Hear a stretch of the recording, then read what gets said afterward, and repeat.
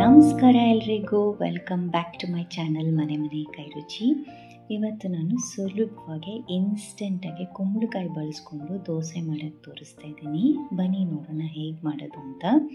ಮೊದಲು ಒಂದು ಮಿಕ್ಸಿ ಜಾರ್ಗೆ 1 ಕಪ್ಪಷ್ಟು ರವೆ ತೊಗೋತಾ ಇದ್ದೀನಿ, 2 ಸ್ಪೂನಷ್ಟು ಕಡಲೆ ಹಿಟ್ಟು, 2 ಸ್ಪೂನಷ್ಟು ಮೈದಾ.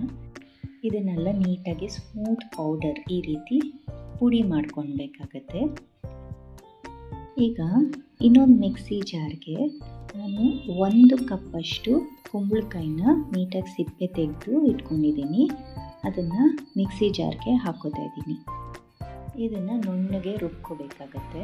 ಈಗ ಒಂದು ಮಿಕ್ಸಿಂಗ್ ಬೌಲ್ಗೆ ನಾವು ಪುಡಿ ಮಾಡಿ ಇಟ್ಕೊಂಡಂಥ ರವೆ ಮತ್ತು ಕಡಲೆ ಹಿಟ್ಟು, ಮೈದಾ ಪೌಡರು ಮತ್ತು ರುಬ್ಕೊಂಡಿದ್ದಂಥ ಕುಂಬಳಕಾಯಿ ಪೇಸ್ಟನ್ನು ಹಾಕಿ ಸ್ವಲ್ಪ ಉಪ್ಪು, ರುಚಿಗೆ ಎಷ್ಟು ಬೇಕೋ ಅಷ್ಟು ಉಪ್ಪು, 1 ಸ್ಪೂನಷ್ಟು ಸಕ್ಕರೆನ ಹಾಕಿ ಒಂದು ಅರ್ಧ ಕಪ್ಪಷ್ಟು ನೀರನ್ನು ಹಾಕೋತಾ ಇದ್ದೀನಿ. ಇದನ್ನು ಹಾಕಿ ನೀಟಾಗಿ ಕಲಿಸ್ಕೊಳ್ಳೋಣ. ನೀವು ನೀರು ಬೇಡ ಅಂದರೆ ಪೂರ್ತಿ ನಾವು ಮುಂದೆ ಮೊಸರು ಹಾಕ್ತೀವಿ, ಪೂರ್ತಿ ಮೊಸರಲ್ಲೇ ಕಲಿಸ್ಕೊಂಡ್ರೆ ಇನ್ನೂ ಚೆನ್ನಾಗಿ ಬರುತ್ತೆ ದೋಸೆ. ನಾನು ಅದು ಕುಂಬಳಕಾಯಿ ರುಬ್ಬಿದ್ದು ಪೇಸ್ಟ್ ಮಿಕ್ಸಿ ಜಾರ್ಗೆ ನೀರು ಹಾಕ್ಕೊಂಡೆ, ಅದು ಇತ್ತು ಅಂತ ಅದನ್ನು ಹಾಕಿದ್ದೀನಿ. 1 ಕಪ್ಪಷ್ಟು ಮೊಸರನ್ನು ಸೇರಿಸ್ಕೊತಾ ಇದ್ದೀನಿ ಇವಾಗ ಅದಕ್ಕೇನೆ. ಈಗ ಇದನ್ನು ಚೆನ್ನಾಗಿ ಮಿಕ್ಸ್ ಮಾಡ್ಕೊಳ್ಳೋಣ. ಇದು ನೀಟಾಗೆಲ್ಲ ಹೊಂದ್ಕೋಬೇಕು. ರವೆ ಆಗಿರೋದ್ರಿಂದ ಹೀರ್ಕೊಳ್ಳುತ್ತೆ ನೋಡಿ. ಇದು ಚೆನ್ನಾಗಿ ಮಿಕ್ಸ್ ಮಾಡಿ ಒಂದು 10 ರಿಂದ 15 ನಿಮಿಷ ರೆಸ್ಟ್ ಮಾಡೋಕ್ಕೆ ಬಿಟ್ಬಿಡೋಣ. ನೋಡಿ, ಈ ಹದಕ್ಕೆ ಕಲಿಸ್ಕೊಂಡ್ರೆ ಸಾಕಾಗತ್ತೆ.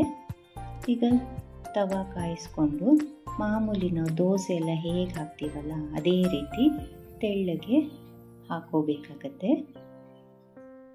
ನೋಡಿ ಎಷ್ಟು ಸ್ಮೂತಾಗಿ, ಕಲರ್ ಎಷ್ಟು ಚೆನ್ನಾಗಿ ಬಂದಿದೆ ನೋಡಿ. ಈಗ ಮುಚ್ಚಳ ಮುಚ್ಚಿ ಬೇಯಿಸ್ಕೊಳ್ಳೋಣ. ನಿಮಗೆ ಏನು ಬೇಕೋ, ಎಣ್ಣೆ ಅಂದರೆ ಎಣ್ಣೆ, ತುಪ್ಪ ಅಥವಾ ಬೆಣ್ಣೆ ಯಾವುದು ಬೇಕೋ ಅದನ್ನು ದೋಸೆ ಮೇಲೆ ಹಾಕ್ಕೋಬೋದಾಗತ್ತೆ. ನೋಡಿ, ಈಗ ನಿಧಾನಕ್ಕೆ ದೋಸೆನ ತವ ಮೇಲಿಂದ ಬಿಡಿಸ್ಕೊಂಡ್ರೆ ನಮ್ಮ ಕುಂಬಳಕಾಯಿ ದೋಸೆ ರೆಡಿ ಆಗುತ್ತೆ. ನೋಡಿ, ಇನ್ನೊಂದು ದೋಸೆ ಹಾಗೆ ಹಾಕಿ ತೋರಿಸ್ತಾ ಇದ್ದೀನಿ. ಒಂದು ದೋಸೆನೂ ಕಿತ್ತೋಗೋದು ಆ ಥರ ಎಲ್ಲ ಆಗೋದಿಲ್ಲ, ನೀಟಾಗೆ ಬರುತ್ತೆ.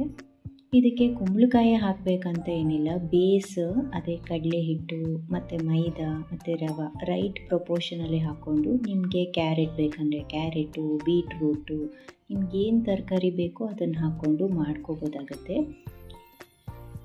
ಕ್ವಿಕ್ಕಾಗುತ್ತೆ ಇದು ಬ್ರೇಕ್ಫಾಸ್ಟು. ಏನು ಹುದುಗಿಸೋ ನೆಸೆಸಿಟಿ ಇಲ್ಲ, ಏನಿಲ್ಲ. ಇದನ್ನು ನಾನು ಸೀಬೆಕಾಯಿ ಚಟ್ನಿ ಜೊತೆ ಸರ್ವ್ ಮಾಡ್ತಾಯಿದ್ದೀನಿ. ನೋಡಿ ಎಷ್ಟು ಚೆನ್ನಾಗಿ ರೆಡಿಯಾಗಿದೆ. ಇದು ಗರಿ ಗರಿಯಾಗಿ ಬರಲ್ಲ ಈ ದೋಸೆ, ಸಾಫ್ಟಾಗೆ ಈ ರೀತಿ ಚೆನ್ನಾಗಿರುತ್ತೆ. ಚಟ್ನಿ ರೆಸಿಪಿ ನಾನು ಆಲ್ರೆಡಿ ನನ್ನ ಚಾನಲಲ್ಲಿ ಹಾಕಿದ್ದೀನಿ, ಬೇಕಾದರೆ ಚೆಕ್ಔಟ್ ಮಾಡಿ.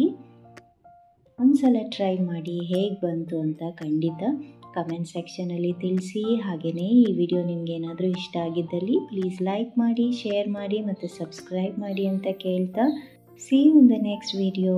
Happy cooking.